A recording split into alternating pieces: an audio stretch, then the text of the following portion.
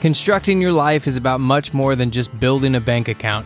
Each week, join real estate entrepreneur and mindset coach Austin Linney as he interviews guests who are constructing their dream lives and impacting the world around them on a daily basis. If you're an entrepreneur or wanting to start a business, or you just want to hear motivating stories of how others have overcome the odds, you are in the right place. And now for your host, Austin Linney.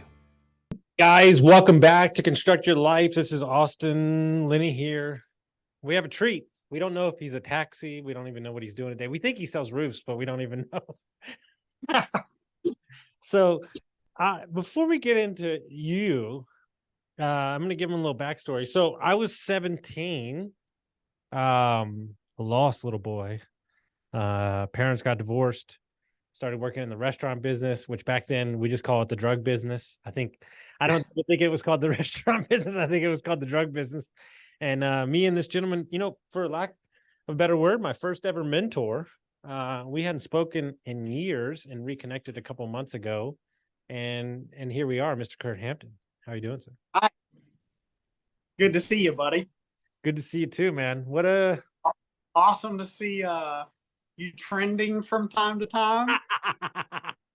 So guys, what you haven't seen on the podcast is a lot of people see, 4 years up, right? They see this, but what they haven't seen is, 17. I tell stories about that, but they don't know. Before we get into you, I love if you could give the audience kind of an understanding of who I was at 17 and 18 and 19.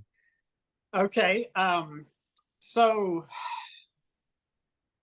and I have to share this because I'm getting to watch the culmination of what I felt like we tried to do mentally and spiritually with you a million times, and him hit a wall and start all the way over, mentally, spiritually. I'd never seen someone come off the starting block as strong as him, but then when he got hit, I'd never seen anyone fall as hard as him. And we went through that. I got to tell you a story. I still cycle a little bit, but I used to cycle a lot when I lived in Tempe. And this old guy, like 60, right? Dude, the first time I ever rode with somebody ever, like a group of people, right? And I smoked his ass, like in the first thing, and then he just destroyed me on the hills. And he pulled up, and he said to me, he said, "Hey, young man," he said, you got a great kick, but you don't got the stamina." No. And what I loved about you is you had such a passion and such a charisma. And I always thought if you could carry that through your failure, you'd be there. It was one of the things that we worked on. And I think that, me and another buddy, Terry Folsom, I don't know if he minds, but we kind of, took you under our wing, and we tried to do our best to put the bumpers down the bowling alley for you, even showing you tough love. But, it's funny because we were talking about it. Me and Terry, we were talking how, you used to live in some other person's closet, right? And how in college at the time, as much as we were motivators and trying to help you, Distractors, it never dawned on us that you shouldn't have been living in someone's closet. So as smart as we were, we never said, "Hey, you should get out of that." Living in the guy. Yeah, the goddamn mentors were the ones getting me in trouble too. So you were feisty, a firecracker, and then when adversity would hit, you'd be a limp noodle, and cycled. Yeah, 1,000%. So, all right, enough about me for the moment. Who is Kirk Hampton? So Kirk Hampton, I am the first civilian in the United States to get diagnosed with Havana syndrome. which is brain damage and deafness caused from a RF or electromagnetic weapon. Prior to me, we'd only had CIA, FBI, State Department personnel get hit with this weapon and diagnosed. And I'm the University of Texas ENT's first case. They're my heroes. I'm kind of like a mini celebrity there, because they'd only read about this in the Journal of American Medical Association, JAMA.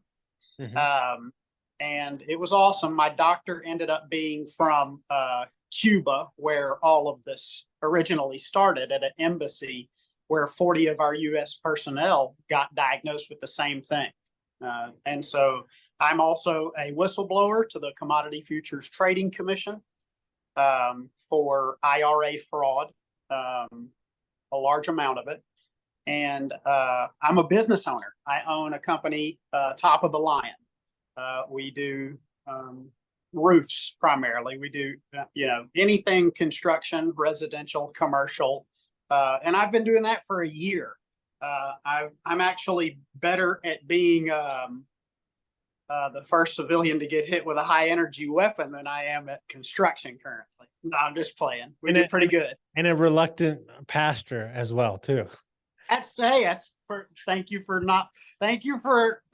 not letting me miss that part. Yes. So my father-in-law, he played football for Baylor, and he came down with memory problems, and the family asked me to be the minister, which I've been for 8 months now, and I love it. So thank you for not letting me leave that out. The Father's house appreciates that. So we'll tackle that first one, because that's a big thing. People probably don't even know what you said there in the first part. You've always been really good at sales. That's been your thing. That's propelled you. I love people. Yeah. I love people. What happened though? Because you were making a ton of money, and it was good. And what shifted for you? So I always made a tremendous amount of money. So in 2006, when I my first year out of college, I made in 10 months $112,000. By the age of, and I was 22 or 23 at the time. By the time I hit 30, I made my first million. I'm 41 now. I probably made one or two, since 30. But certainly didn't save it, made sure I spent it well. But I was making at least $250,000 a year when I left the precious metals industry. So I stayed very successul. So. And it's been a lot easier to keep your mouth shut. Why did you make a shift? Well, yeah, that's a really great question. So I think that I'm working on a book called The Values and the Variables. The premise of it is that a man, in terms of who he is and what's right, is a virtue that can be chosen and carried at any time, all the time, no matter what the circumstances are. So there's nothing in life that we as people should ever come up to, no situation, and reason with ourselves that we can't choose the highest level of virtue that's imaginable or obtainable. And, I knew a tremendous amount of elderly investors that had one expectation of what they should have gotten for their retirement. And there were terrible indications that something different was occurring. And I had to answer to, these people's retirements, they're liquidating through me and with me. And I had to answer to every time somebody did a required minimum distribution, which once you turn past 72 and a half, the government requires you sell IRA. Well, every final quarter, I'd have had to have been covering up for something I didn't agree with, And it led to me. We had an impasse, and so I left that company, and my life changed shortly after that. It was within a year I was diagnosed with brain damage. Well, the righteous normally are the ones that get roasted. Yeah, that's right. That's Yeah. right. I do understand, in the book, which I can't quote it verbatim, but Paul had a thorn in his side, that he refused to remove. He was thankful for it. He called it God's grace. And so certainly me going through what I went through, I'll put it to you like this. I thought I was mentally tough, Austin, the guy that you knew or whatever. Yeah. Okay. That guy, he's 1/100th of the mental strength that it took to get through what I got through in the last few years. So I interviewed what I would, let's just say monetarily successful. I interviewed the most monetary successful guy I've ever met in my life. Per month, he makes the most money I've ever heard of, right? But he was also the biggest ecstasy dealer on the East Coast for 8 years, right? And his brother went to jail for him. And that was really affecting him. Like, my brother sacrificed for me and blah, blah, blah. And he tells this crazy story. Actually, I'll just tell you the story because I think it's wild. So he's at the lowest of the low and somebody hands him a book. Now he's on the East Coast, somewhere up in New Jersey or whatever. He's outside of a restaurant reading the book on a bench. And this couple walks up to him and the man grabs the book and writes something in the book and then gives him back the book. And he's like, oh, great. He's like, fucking bullshit. Guy's going to write, go with God or some bullshit like that. He's like, fuck this shit. It was the author of the book that he was. Oh, wow. And the guy lived in California, in that restaurant in that time. Right. And he realized, he said something was bigger than me at that moment. Right. And he goes, so I told the Lord, this is words out of his own mouth. I told the Lord that I was going to lead men. And he goes, then the Lord proceeded to drown my ass for the next 2 years to see if I really wanted to lead men. Right. I thought it was the most poignant. I can identify with that because I've always loved the Bible. You probably remember me, trying to preach to you at times I shouldn't have been, I imagine, trying to give you some kind of perspective, right? That, but it was interesting because I never set out to minister, and they asked me to do it 4 or 5 times. And finally, he was giving a sermon and he forgot to give it. And it was real. They'd already asked me to do it 4 times. He was just standing there talking about things that were not ministry related. And it was, I knew God called me because, God pushed me into it. And it was that in a string of God pushed me into it. The odds of me getting hit with a high energy weapon or a RF weapon, they're worse than 1 out of a million.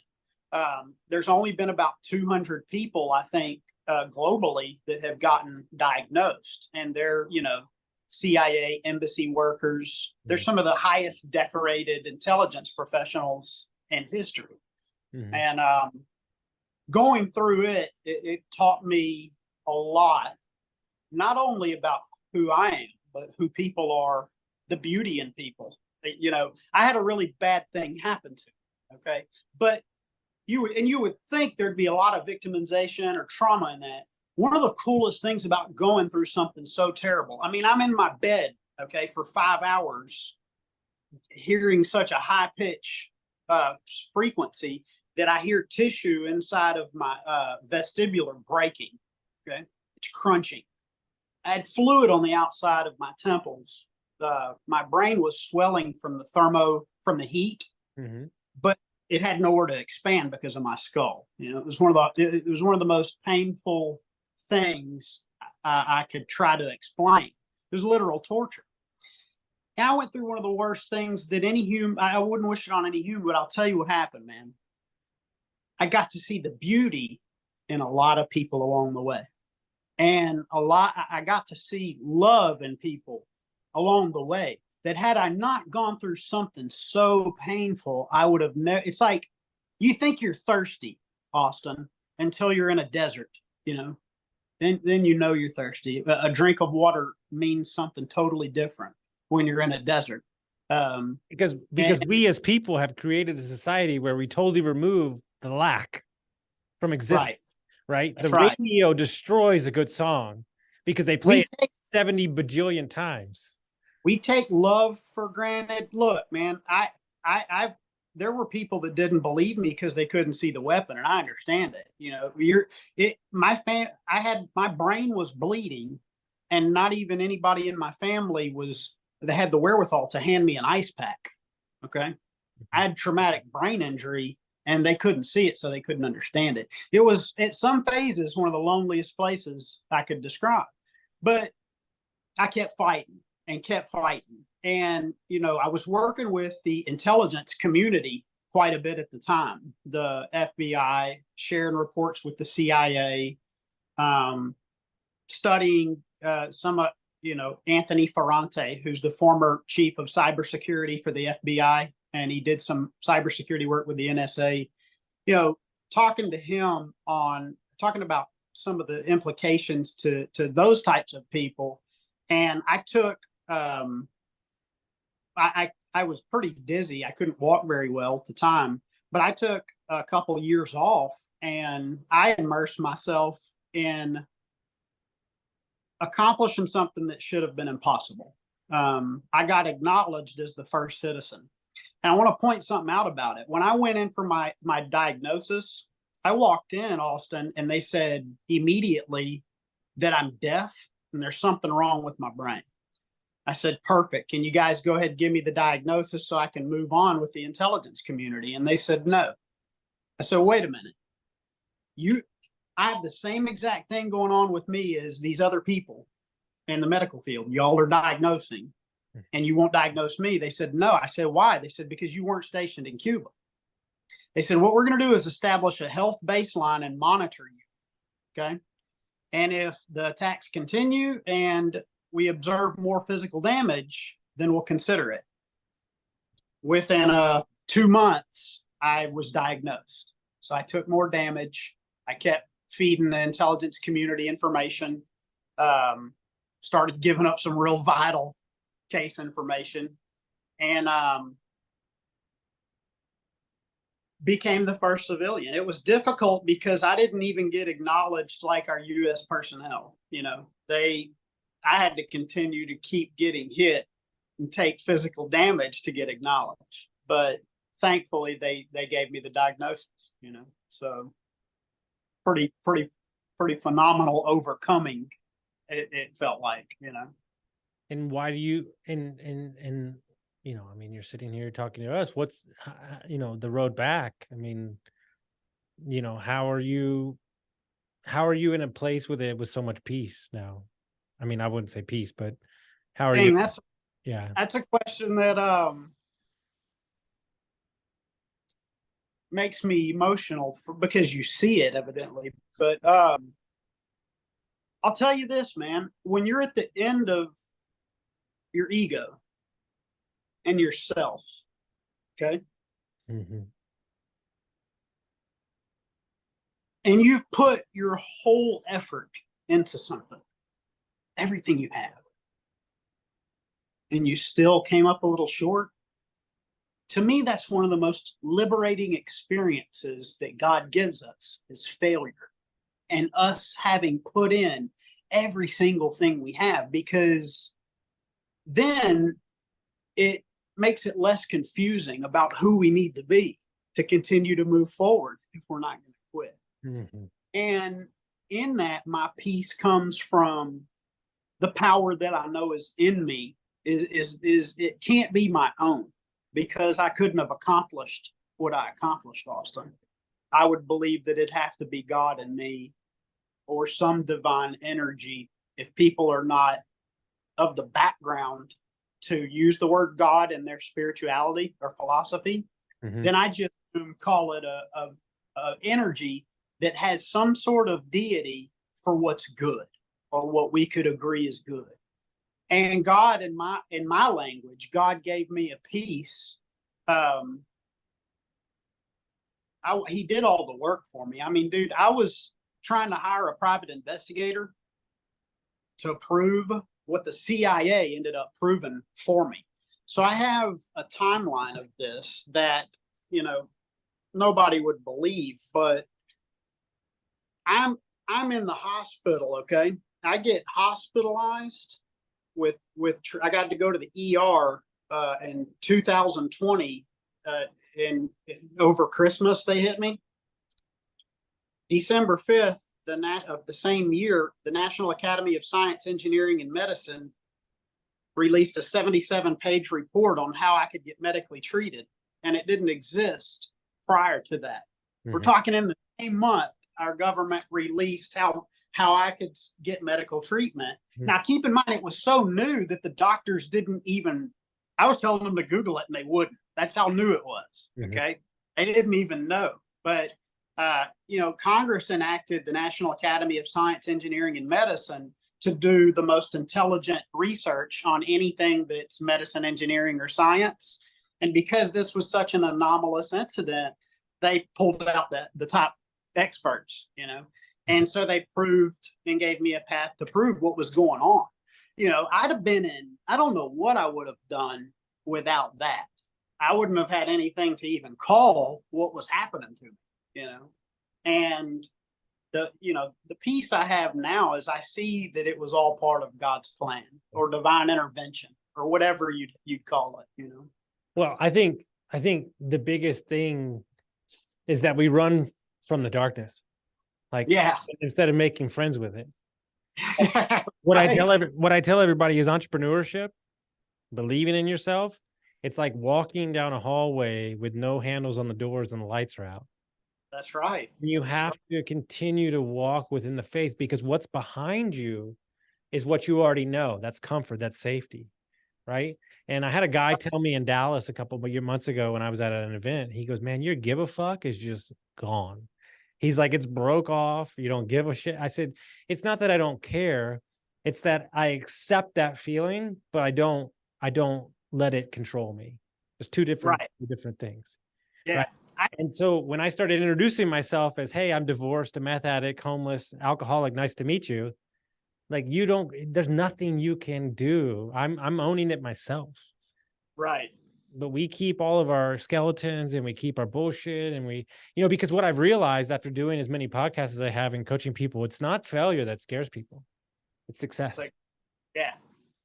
It's success. What if it all went right and my wife was happy and my kids were happy and we did all that? That scares the ever living shit out of you, because you only know how to operate with your back up against the wall. Well, people don't feel like they're worthy, is what happens. Yeah. And they will tell themselves they're not worthy out of a perfect life, in a lot of cases. 4 years ago, I refinanced. I did a great buy. I bought the house right at the right time. The house went up 200 grand. I refinanced the house. I pulled 50 grand out. I paid off my debt. And I was the most miserable I've ever been in my entire life. Because I couldn't figure it out for like 2 days. And I was like, what the fuck is going on? And I go, oh, you only know how to operate from survival. Yeah. I've always been pretty good with money. Dude, I remember when I met you in high school, you had a duffel bag underneath your bed that had quarters and dollars and fives in it. I remember that. I don't know, in high school, I didn't have an account in high school, but my mom, when I was young, used to borrow 20 from me. Now, I almost went, when I got hit, I poured my life into proving the impossible.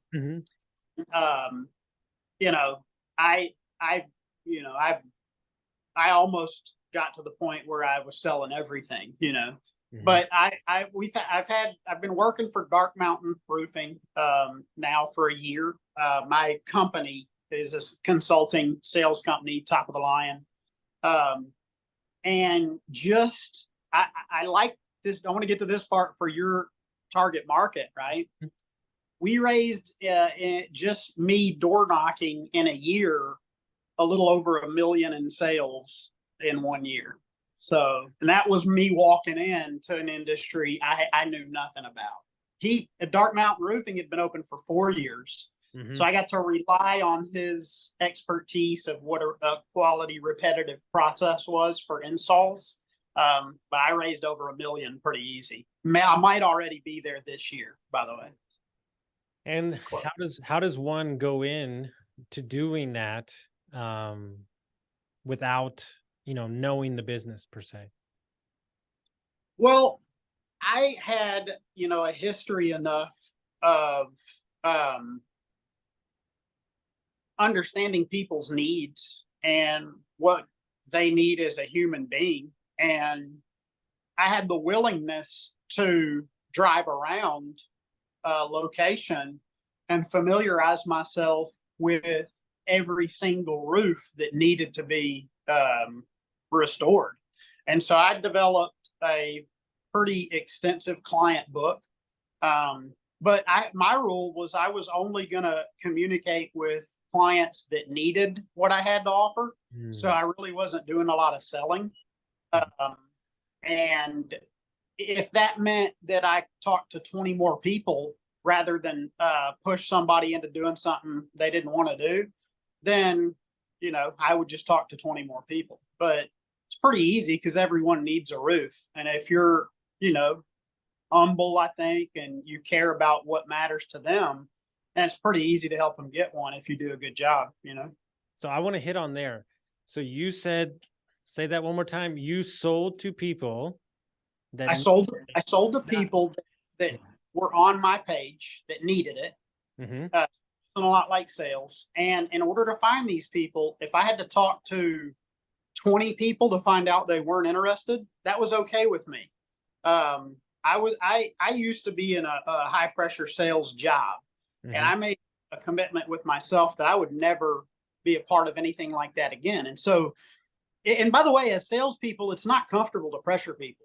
So I like to preach a method Mm-hmm. that involves, I'd rather have somebody give me a short-term no 20 times so that I could get that one person that really loved what I wanted to offer and what I was doing, rather than contacting 5 people and having to wrestle one of those 5 into submission. Does that make sense?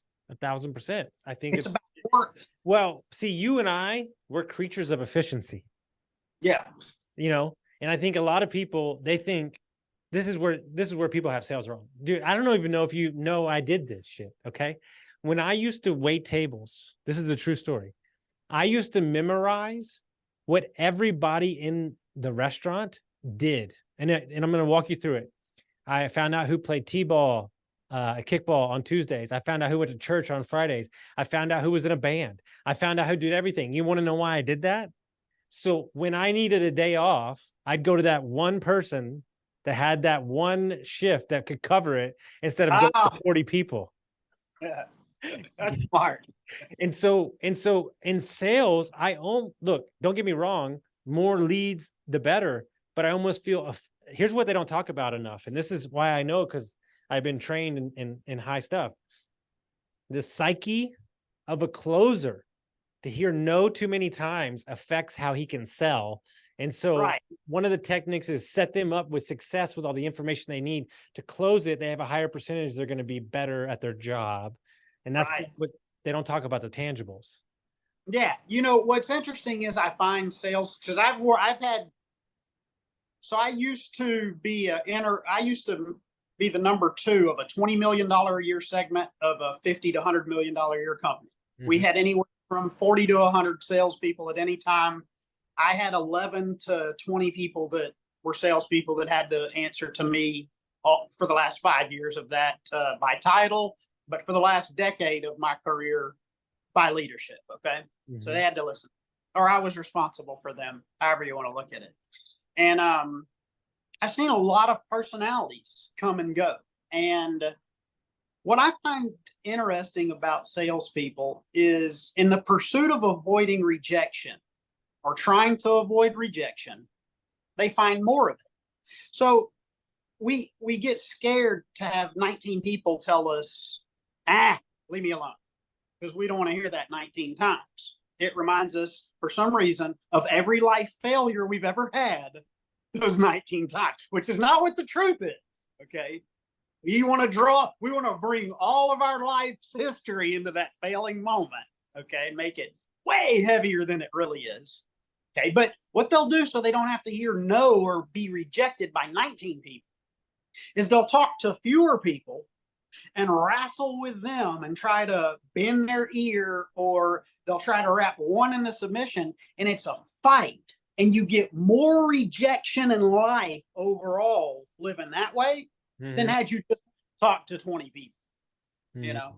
So we end up in the midst of trying to avoid rejection, we end up creating it, you know? It's like go in chin first. You know what I'm saying? Don't worry about it. No, it's successful. It's the greatest compliment I've ever got from anybody that talks about me. They go in the same sentence, you can cuddle me and knock me the fuck out. And I find so much joy in that, because there are both sides of it. I can be 100% honest with you, but also care about your well-being in the interim, right? Right. And I think the avoidance thing is so important, because we're avoiding all the things, like the places that you're trying to avoid are exactly where you should be looking. Exactly. To me, life's criticism is the universe's way of telling me that it loves me. Okay. Because life's criticisms, those are the things that guide me and shape me to be a more perfect person. And, you know, if you ever find yourself with the universe not criticizing you, you better go figure out something to do. You better find out what, you know, you better go find a less safe spot. No, I love that. So when, you know, you deal with this illness and you're trying to figure out what's going on, and you're in the hospital and all these different things, what has this last year, you know, to get back out in sales, to see success, what has that done for you? Has that kind of reinvigorated your life and kind of attached new meaning to it? You know, when you're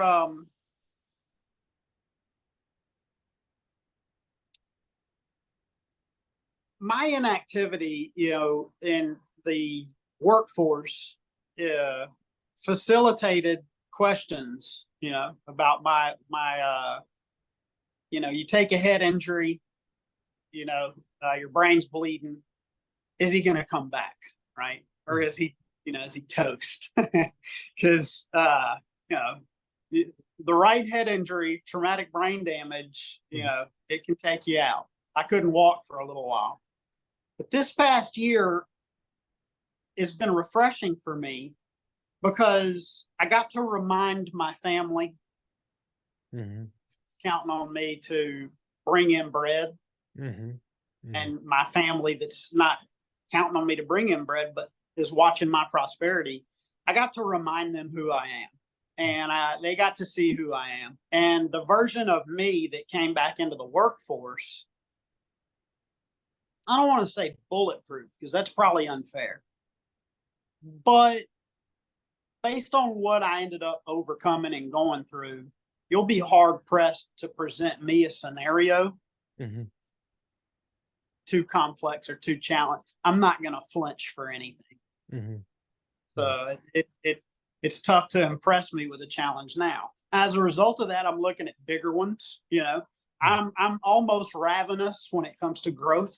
So as soon as I accomplish $1 million in sales, I'm ready to do 2. And it's not because I like the money. The money is a byproduct of a perfect process, I think. I like to challenge my brain. And one of my goals a year ago, and I had to remind my partner of this, okay? I told him, he was freaking out. And I said, hey, dude, just remember a year ago, this is what we prayed for. And he was like, oh, yeah. So we're freaking out because our head's splitting. Like, you ought to see my calendar, okay? I almost have to keep a calendar to keep my calendar. I'm so busy, all right? Like, if I don't get to everything, I push it to the next morning. I'm forever on my calendar, right? And so our brains, at some point, you know, that hour when we were working in the restaurant business where it was just slammed and you couldn't hardly think. I had us on that program for like 8 hours a day for a month or two straight. And our laborers, okay, because I'm telling our laborers, all right, our contract laborers, I go, where are the rest of y'all? I need more of y'all. I need y'all to double the workforce is what I was telling them. And they go, oh, I don't know. I mean, I only bring in this kind of work when we have a major hurricane. So they compare me to a hurricane. Yeah. Okay. And so we're freaking out because we have so much business. I mean, mentally, it was tough to even go through a 5 to 10 minute span without some sort of trying to happen. Business pending, business finishing, business starting, all of it. And it got to the point where my head almost, it was a little bit too much for me, which takes a lot. And my partner's freaking out. And I had to remind him, I was like, dude, this is what we prayed for a year ago. And I bring that up because a lot of the things we go through today as people that we complain about are answers to the prayers that we asked for a year ago. You always want to pay attention to that. It's like you wanted to be where you are now. In a lot of cases a year ago, you just didn't know it would look quite like it does, you know? So it's okay to still be thankful and look back and realize you asked for the life that you have right now. You're the one that asked for it, you know, and you were given it. No, it's the truth. I had a friend tell me, he goes, hey, you remember when you begged and pleaded that 2 years ago that your life would be what it was now? He goes, realize that you're walking that path as you sit right now. Yeah. The whole crap. Right. And so we have, I love my COO because he's just as insane as I am, but we've hired 26 people in 90 days with no marketing, and we're still busy. And we still don't have enough people, right? And I go, are you fucking, this is what I told him. I said, are you fucking telling me that my growth plan for the entire year we did in 90 days, and now I got to go double that again? And he's like, yeah, I am. And I'm awesome. Like, oh, no, it's great. But it's holy crap. And then but then I think to myself, if I turned it off, we haven't even turned on the marketing yet. And so you have to understand that as a great mentor of mine, he said, at one point in a company, you're either doing two things and two things only. You're either growing top line or you're creating more net profit. They can't work. Yeah. They can't work at the same time. Yeah. We know that we're in top line growth for the next 2 years. So that solves so many problems. And then you start, but here's what's happening. Just by, good work and the proper people, we're doing both, but the focus is on the top line. But I think ultimately you have to ask yourself, are you all in? Are you all into this thing? Right. And, those people that work for you, they're happy with the work. So then they're going to go find more people and they're going to bring them in. Right. And that's kind of that's the recipe that you're hoping to create. Well, sure. And I love service. I think that, I put something on my Facebook, just a little saying I came up with, that it's not until a man serves another person that he can even realize the greatest attributes of himself. And waking up to challenge my potential every day, accomplishing things, I'd run into plateaus or barriers of growth that I almost couldn't figure out ways out of until I decided to go help other people. And so people that are coming into our business, quality workers, it's weird having them watch me because I'm not putting on. I just want to create an environment of love, service, helping each other, because that's who I prefer to be around. And it's wild seeing how thankful they are, just seeing somebody that is an employer that treats them like they matter. You know what? You want me to share something with you? It's wild, So my HR director told me that one of the employees came up to her last week and said, this is the first time in my 45 years of life that I don't feel like a doormat. That's awesome. That's what this whole thing is about, man. It's everything. Like I had a guy crying last night because he's so happy about life and who he's working for. And he's like, dude, it's all possible working with you. And it's like, and the thing is same thing I told my client this morning. I was like, the alcohol addiction, the divorce, the drug addiction, the homelessness, the wayward path, it made me, and I have no problem. Like, and this sounds so egotistical, but it's not. There's no chance that I'm not a top 5, top 10% CEO in America. Yeah. And I might not have certain chops, but there's nobody that can motivate people and care about them the way that I do. And here's what I'm okay with that. This is a season of my life. And then I will become more of a motivator / quarterback when I become president and so on and so on. So my other owners couldn't pull me out of this shit. Like, come try to give me, motherfuckers. Like, I fucking love what I'm doing. But I'm also okay with putting this much into it because I know it's a time, it's a season and a place. Because I do want to have kids, and I do want to be, more available to take them to soccer and stuff. But if I do it now, if I put in the work now, then I'm going to have more freedom here. And I think a lot of people don't realize that. That's one thing that I came from a job that worked us like dogs. Okay. I worked for a company, and it wasn't until the last maybe year, it seemed, that it got reasonable or close to it. But in what I do now, I had to do in vitro. We had to do in vitro 3 rounds to have 1 kid, My wife had a less than 2% chance of naturally conceiving. She had low ovarian reserve. I talked to an embryologist statistician for an hour and a half, and he said that the odds of us having a kid every time we spent 12 grand was 36%. And sure enough, we had to do it 3 times. We had Samuel, thank God. She had some pretty tough complications afterwards, just hormone regulation. But to me, man, it's special. I won't, it's not that I don't do it. 1 or 2 times, 3 times in the last year, I've missed practice or time with him. But 5 o'clock matters. I'll borderline burn down the success ship to make sure I captivate that moment with my kid and my family. And that's hard. My dad was a workaholic. My sister's a workaholic. I easily am a workaholic.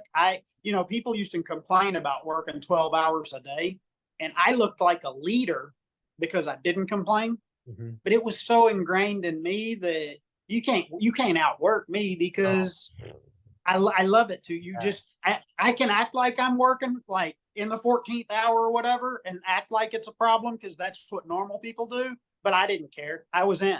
And so it takes a tremendous amount of discipline for me to get home at 5 or 6. It takes a tremendous amount of discipline to sit down and have face-to-face contact with my family at dinner, not because I don't love them. I want to work and grind and grow and build. And to me, it's like how I used to play Call of Duty. So 5 years ago, I was top 1% in the world on Call of Duty online. Just putting that out there. 111,000th in the world, and there were 12 million people playing, roughly. I had to put the game down, of course. But, work and success for me is like my Call of Duty. I get to act like maybe if I wanted to try with my wife and go, ho hum, I had such a long day. Can you get dinner going, and use it to get what I want? But the reality is I do it because I love it. And it's a game that I play. And I think as a highly successful person, and anyone who's about high accomplishment with family, that it's important to take the same discipline that you use to have success and make sure you're serving time with your family. So if I lived near you, just so you know, I'd be monitoring you, making sure, holding you accountable. Well, I'd be the one. that's why I live far away. One of the things one of the tricks I learned from a super successful guy, and I've kind of adapted my own little ways. So I have a unique way I structure my week, and it's worked for me. It's not foolproof, but it's better than most. Okay. So the way I view my week is Monday is holy shit day.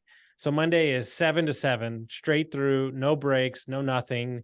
I accomplish more on Mondays than most people do in an entire week. So that's that day. Tuesday is more meetings, this, that, and the other. And then as the week goes on, Friday has no standing meetings whatsoever. And then Thursday afternoon after 12 has no standing meetings. On Friday, I'll go play golf, I'll go meet investors. But that discipline and that Friday, that Thursday is like catching up with investors, doing some things with the business. But those Monday, Tuesdays, everybody knows that those are like intense. Yeah, I'm done. I can barely think after the day. But I love that. It's been great. You know why we started that? Because we were traveling with the RV. And so on Thursdays, we would normally travel day. And I just loved it. Right. And so it's been amazing. And I'll do all my coaching on Monday and with the podcast and my meetings. It's been really nice. It just allows me to like turn it off on Friday so I don't feel like it. That's awesome, because a lot of people don't wake up on their Monday ready to take on a week like that. Mm-hmm. And I think that it's incredible to take that first bite out of that week and be aggressive with it. You know, that's really cool. That's a trait of a highly successful person, I'd say, you know. 100%. I think ultimately one of the things that I struggled with, and this was like 2-3 years, especially when I got sober, and something I've made peace with now, that won't outwork me. Like, here's what I'll do that'll just ruin everybody else.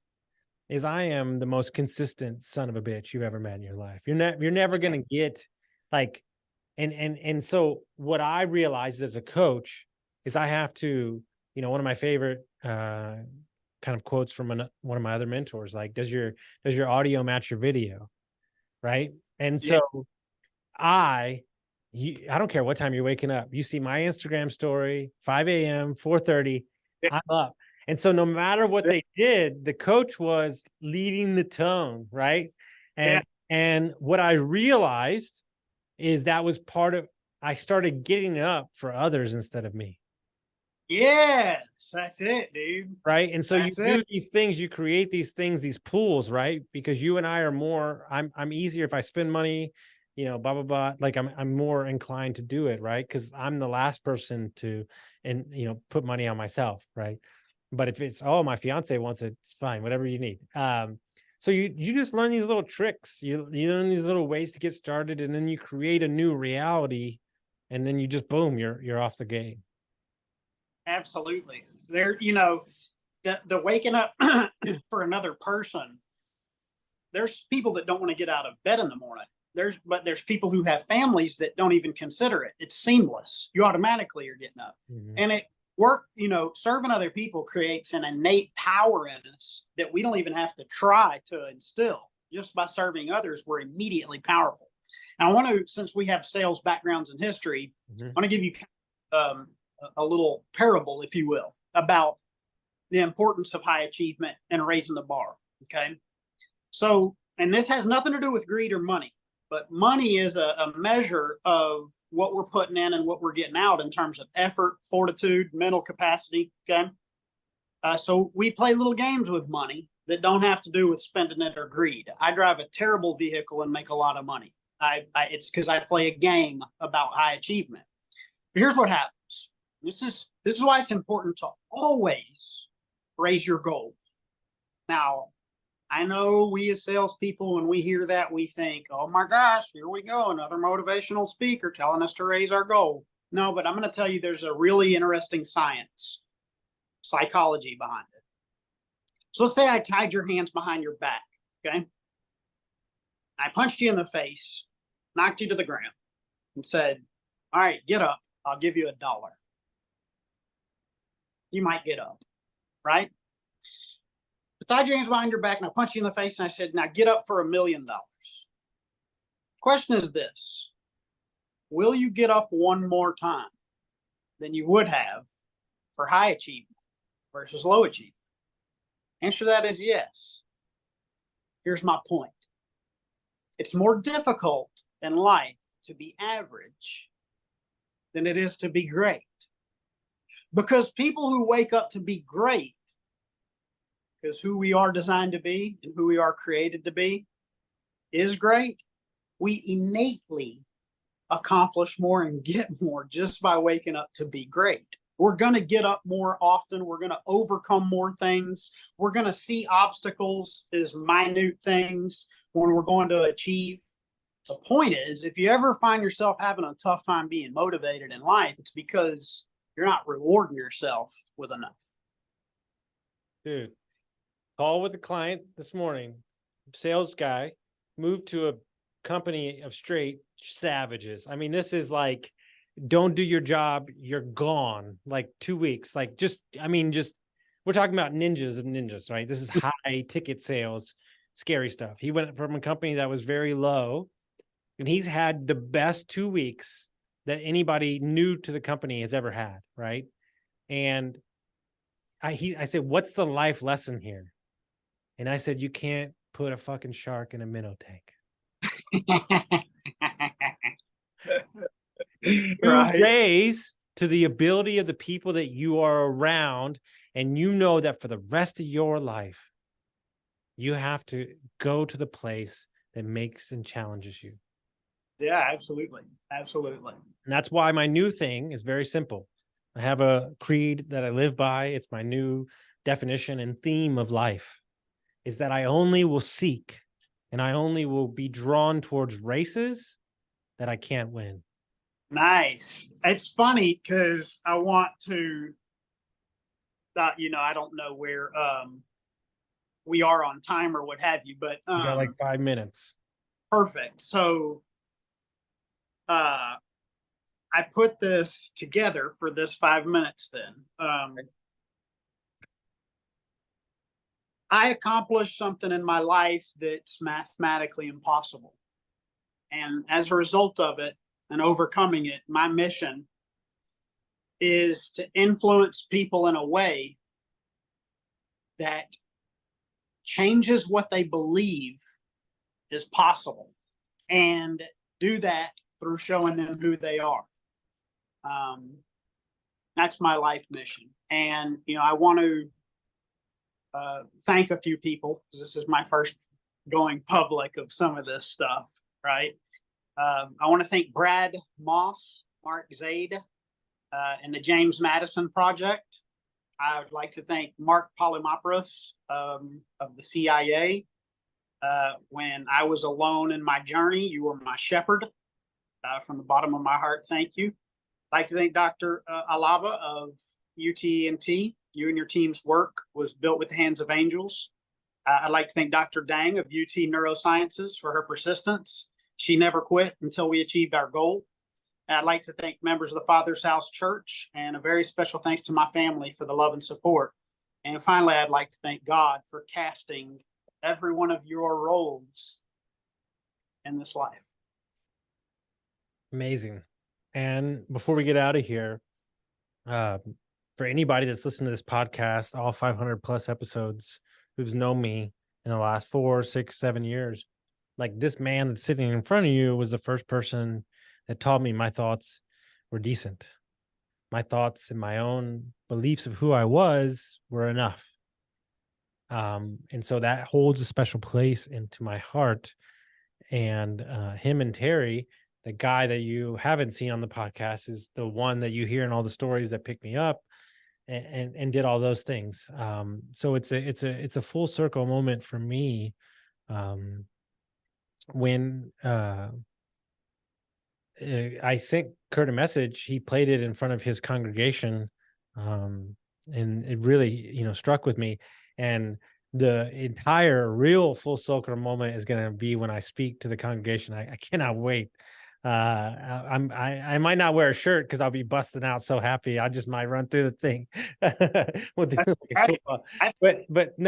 But guys, this is my message to you that the life road is very windy, and the mountains are sometimes real and invisible.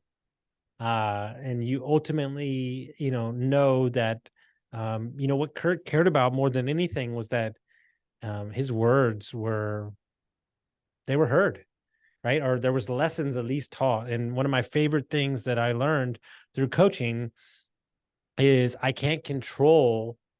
The only thing I can control is what I say. I can't control when you hear it. Right. And so Yeah. I just want to thank you personally. I'm so excited. I can't wait to send this to Terry and so many other people. So Proud. if people did want to reach out and connect with you, how would they do that? You can Kirk Hampton. You can message me on Facebook. I think I'm on Instagram also. I don't post much on there, or Twitter. LinkedIn, I'm on there. And my phone number is 409-728-5229. Call me anytime. And just however you'd like to communicate. Awesome. Guys, if you got some value from this episode, send it to a friend, and we'll see you next time. Thank you.